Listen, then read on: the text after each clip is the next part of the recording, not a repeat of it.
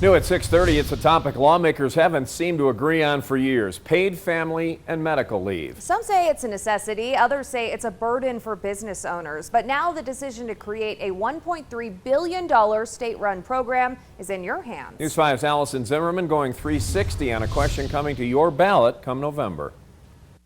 The ballot this November is going to be lengthy. And when it comes to paid leave, there are passionate responses on both sides here. In this 360, we'll hear from the people who wanted to get this on the ballot, as well as the people who don't want to see it pass. We'll also hear from two business owners in Colorado Springs. But first, some background. Lawmakers have tried to pass a state family leave program for years, but now it will be up to us to decide.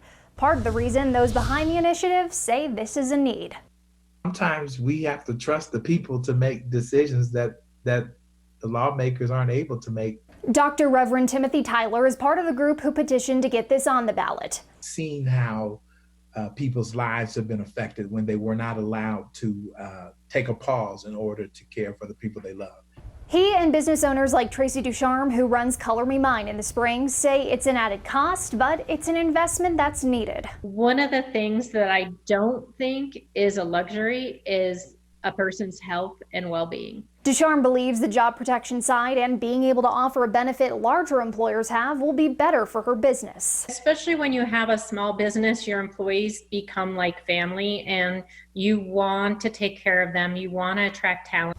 So let's break it down. The ballot question is asking if the state should create a program for workers to get 12 weeks of paid leave for a family or medical reason, including an additional 4 weeks for complications during pregnancy or childbirth. Employees would be eligible for up to 90% of their pay, but no more than $1,100 a week. The program would cost 0.9% of an employee's wage, meaning someone making $30,000 a year would pay $270, and the employer would pay half of that. But employers offering similar programs would be able to opt out, as would local governments, and employers with less than 10 employees would not have to pay the premium.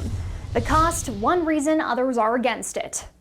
And we're very concerned that it creates this massive, expensive program that's not going to be able to deliver on what it promises. Rachel BECK is a co-chair of the No on 283 campaign. If every single employee and every single employer has to pay that amount, I think that meets the definition of a tax.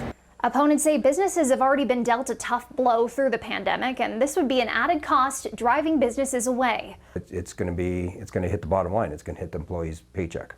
David Jeffrey runs JPM Prototype in Colorado Springs. He says this could mean cutting things like bonuses for his workers. So many things that are hitting small businesses right now. To add something else in this time of uncertainty just is fearful.